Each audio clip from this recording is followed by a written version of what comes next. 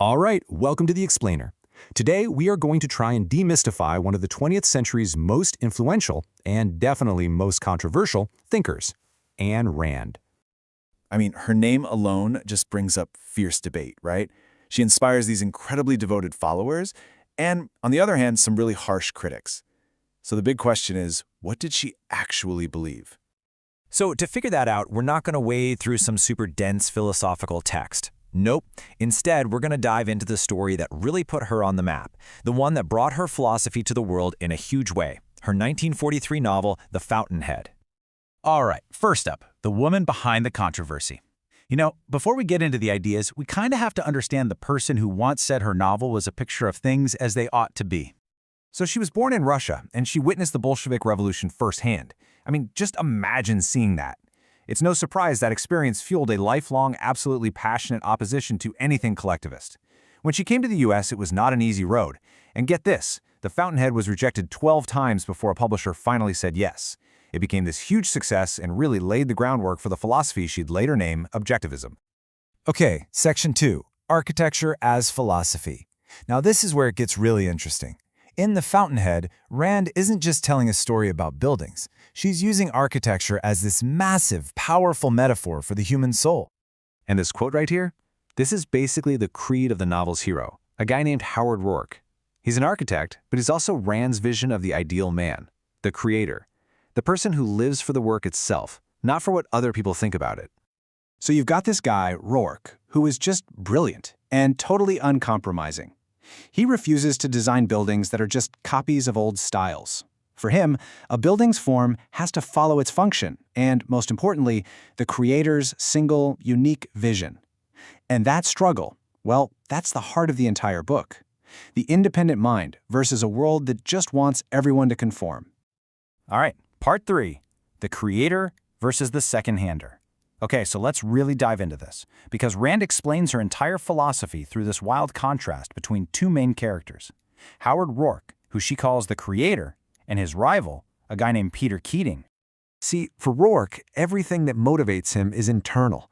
It's all about the integrity of the work itself. He builds based on his judgment, and only his judgment. Even if that means he's broke and no one's ever heard of him, his standard for what's good, it's his own, period. But then you've got Peter Keating. He is the polar opposite. He's what Rand calls a second-hander. He doesn't really have any original ideas. His entire life, his whole being, is driven by what other people think of him. Success for Keating is all about the headlines, the parties, the applause. And this table just lays it all out so clearly. You see the core difference, right? Rourke lives for his own sake. His values come from his own mind. Keating, though, lives through the eyes of others. And for Rand, this isn't just, two different personality types. No. This is about two fundamentally different ways of even experiencing reality. Number 4, the soul of a collectivist. So if Peter Keating is kind of a victim of this second-hand way of living, the novel's real villain is the guy who turns it into a weapon, the architectural critic, Ellsworth M. Toohey. I mean, just listen to this guy. He represents the absolute ultimate evil in Rand's entire worldview. He's the collectivist who doesn't just want to control what people do, he wants to rule their very souls by destroying any sense of self they might have. And what's so fascinating here is that this is literally Toohey's playbook for how to control a person's soul. Step 1, make them feel small, insignificant. Step 2, make them feel guilty about everything. Step 3, and this is huge, preach self-sacrifice as the greatest good. Then you just kill their integrity, take away their ability to think for themselves, and boom, you've created a world where nobody achieves anything and everyone is just equal in their own stagnation. And now we're at the climax. Section 5, a manifesto for the ego. So all of this builds to a huge moment. Rourke secretly agrees to design a public housing project called Cortlandt Homes, but he lets Peter Keating put his name on it. There's just one condition. It has to be built exactly as he designed it. No changes. And, well, you can probably guess what happens. The committee betrays him. They alter the design, they cheapen it, they compromise its very soul. So what does Rourke do? He dynamites the building. He blows it up.